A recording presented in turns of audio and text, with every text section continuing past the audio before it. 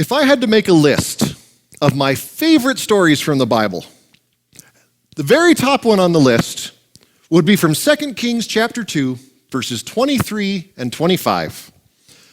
You know, the one where some kids make fun of Elisha for being bald, and then two bears come out of the woods and maul 42 of them.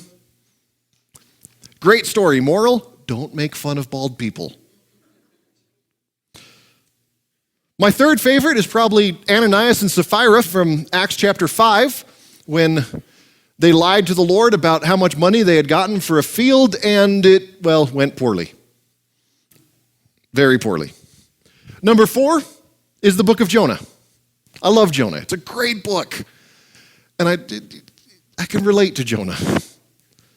And of course, number 5 is Ehud and Eglon from Judges chapter 3, when being left-handed proves to be very good for the people of Israel.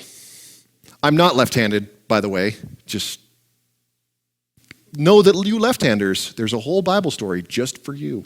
And it's Ehud and Eglon. There's several others that I really enjoy, like 85-year-old Caleb standing up to Joshua and saying, hey, I haven't gotten the land the Lord promised me yet. When do I get to go take it? And of course, 85-year-old Caleb proceeding to go out and take that land. You've also got Jesus being snarky to the disciples during the feeding of the 5,000. I always enjoy that. Philip comes to Jesus and says, Lord, we need food for all these people. And Jesus just says, all right, go find some. Just like this. And then there's the Ark of the Covenant being put in the Philistine temple to the god Dagon, and then the Philistines waking up the next morning for the god Dagon to be laying face down, worshiping the Ark of the Covenant. But you notice I didn't mention my second favorite of the Bible stories, and that's because it's the one that we read today. When Elijah and the prophets of Baal make a bet, and the prophets of Baal lose rather brutally. So to recap how we got here from Ruth, because that was the last kind of place we were before we took this break for Reformation and All Saints. At the end of the book of Judges and the beginning of the book of 1 Samuel, Israel decided that they wanted a king to be like everyone else around them. You'll notice it becomes a recurring theme for Israel to want to be like everyone else around them, and it tends to not go very well for them. So Israel wanted a king, and they get King Saul. Saul wasn't very awesome at kinging, or depending on who you talk to, he was altogether too awesome at kinging. And David becomes king after that.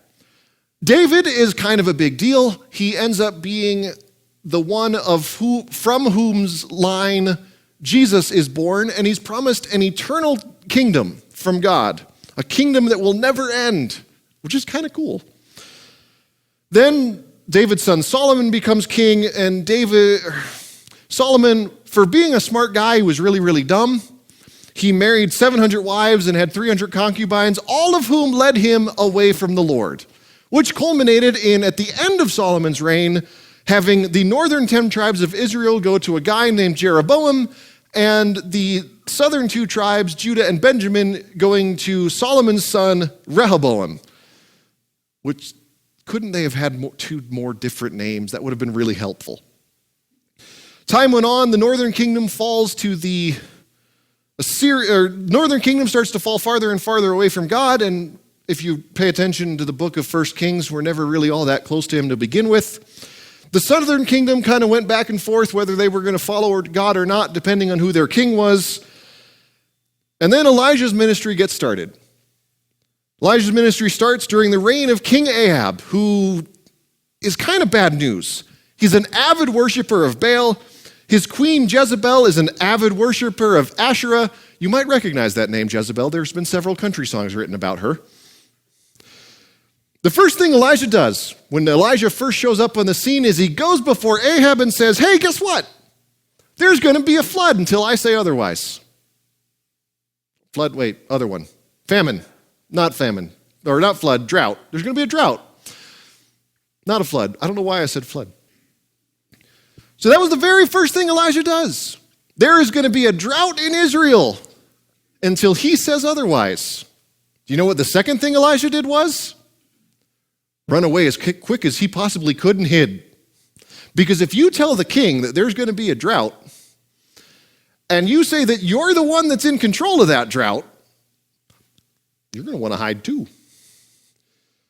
So after a while of Elijah hiding out in everywhere, really, he spent some time renting a room from a widow because of a never-ending jar of oil. He spends some other times in a cave, spends some times in the wilderness. But one day, God comes before him and says, here's what I want you to do. I want you to go before Ahab, and rain will come on the land. Isn't it cute when God says, this is the first thing that you're going to do, and this is the last thing that's going to happen, but I'm not going to mention anything in the middle? So Elijah tries to get discouraged from this by one of his friends.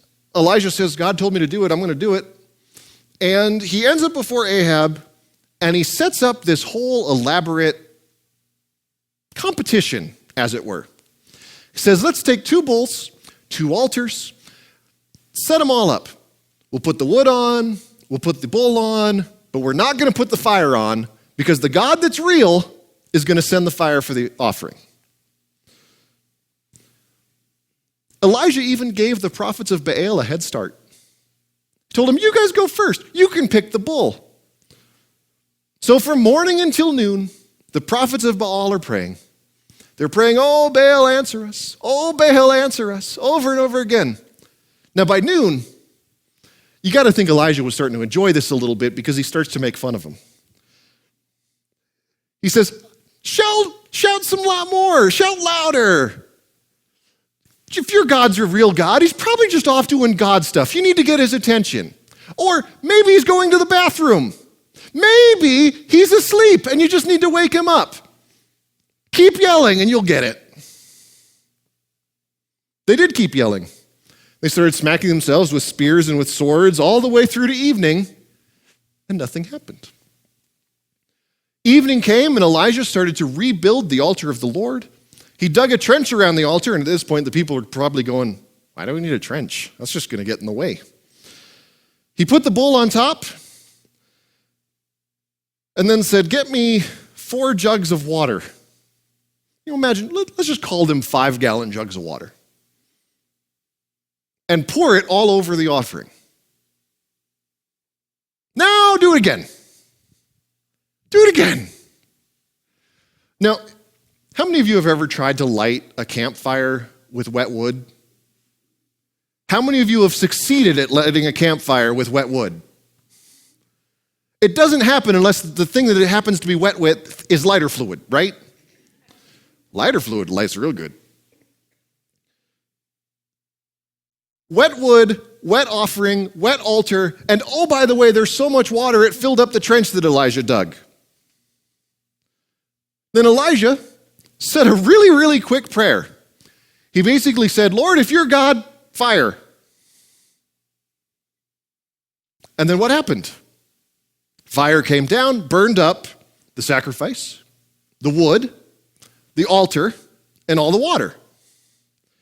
God's power convinced the people that he was really actually God, so what was the very next thing Elijah did? Rounded up all the prophets of Baal with the people's help and took them out by the woodshed. Then he went to Ahab again, showed him that the rain was coming back now that the people had returned to God, and then promptly went and hid again because Ahab and his wife were none too happy about all of the prophets of their God being killed.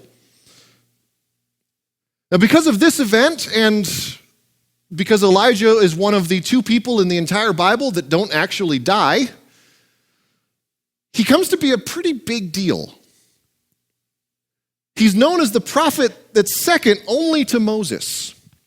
And if that wasn't enough, the very last line of Malachi, which also happens to be the very last line of our Old Testament, says, see, I will send you the prophet Elijah before the great and dreadful day of the Lord comes. When Jesus is transfigured, who is with him? Moses and Elijah. In Judaism today, there's even still a tradition that at the Passover, you pour an extra glass of wine just for Elijah in anticipation of his return before the coming of the Messiah. One of the reasons for Elijah's importance, aside from the whole being taken up to heaven in a whirlwind thing, is his faithfulness to God in the face of overwhelming opposition. He spends most of his ministry with the threat of death on his head. When he isn't making Ahab mad, he's hiding for his life. At one point, he even feels like he is the only person in all of Israel who is still faithful to God. And he wishes for death because everything he's doing just seems so pointless. But even then, he is still faithful to God.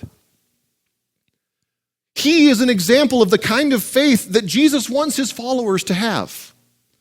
The kind of faith that Jesus talks about in Mark chapter 8. That if anyone wants to come after me, he must deny himself, take up his cross, and follow.